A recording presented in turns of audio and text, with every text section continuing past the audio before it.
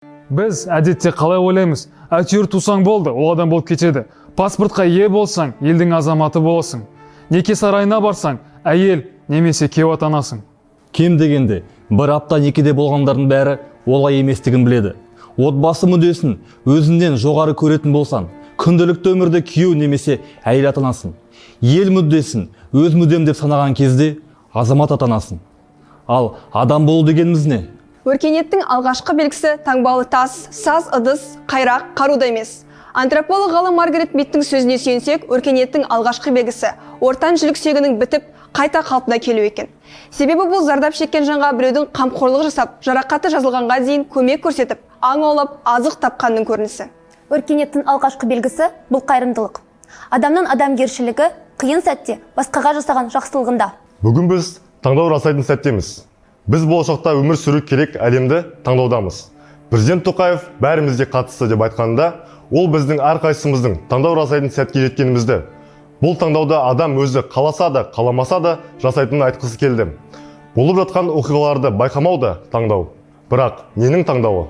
Баршамызға ортақ өзімізге тікелей қатысты кішкентай әлеміміз бар. Үй, достар, оқу, жұмыс. Ал болып жатқан оқиғаларды, апаттан зиян шеккен мыңдаған адамдарды байқамау, мен өзімнің шағын ғана әлемде өмір сүруді таңдаймын дегенді білдіреді. Мені басқа еш нәрсе алаңдатпайды. Бұл да таңдау.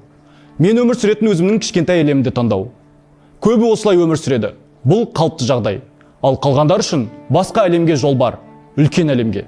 Жаңа адамдар, жастар қозғалысы бәрімізге қатысты деген орталық ашты.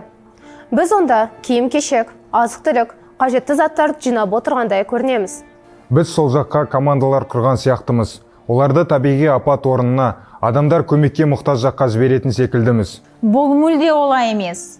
Біз өз мақсаттарымыздың шегінен шығып, әлемге қарауды ұсынып жатырмыз.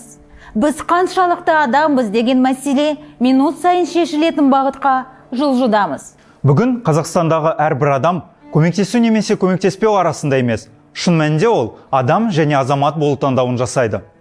Енді президент Тоқаевтың бәрімізге қатысты деген сөзін басқаша түсінуге болады.